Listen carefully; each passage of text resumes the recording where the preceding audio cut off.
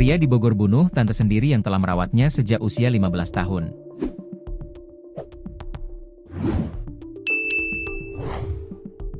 Pria bernama Rizky Fauzan, 28, tega membunuh tante sendiri berinisial L, 59, yang merawat pelaku sejak usia 15 tahun. Pelaku melakukan aksinya di rumah korban rumahnya di Kedung Waringin, Tanah Sareal, Kota Bogor, Jawa Barat, Minggu, 6 April 2025. Kasus ini terungkap setelah korban ditemukan dalam kondisi meninggal pada pukul 17.30 waktu Indonesia Barat. Sejumlah luka juga ditemukan pihak kepolisian di tubuh L. Kasus pembunuhan ini dikonfirmasi Kapolresta Bogor Kota, Kombes Eko Prasetyo. Benar ada peristiwa tersebut, ujarnya, dikutip dari tribunnewsbogor.com.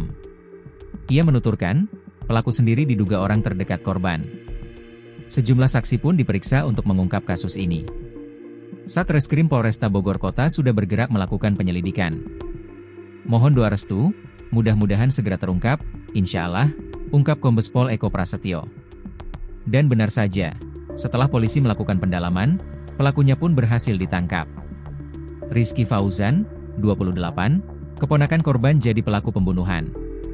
Jadi tersangka ini keponakan dari korban yang merupakan tantenya, ujar Kasat Reskrim Polresta Bogor Kota, AKP Aji Rizaldi Nugroho kepada tribunnewsbogor.com.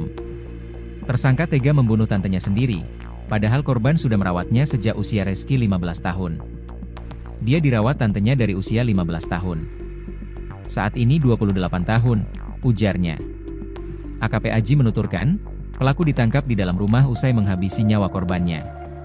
Atas perbuatannya, kini Rizky terancam 15 tahun penjara. Saat ini tersangka, Rizky, diancam hukuman 15 tahun penjara, pasal 338 Jo 351 ayat 5, tandasnya.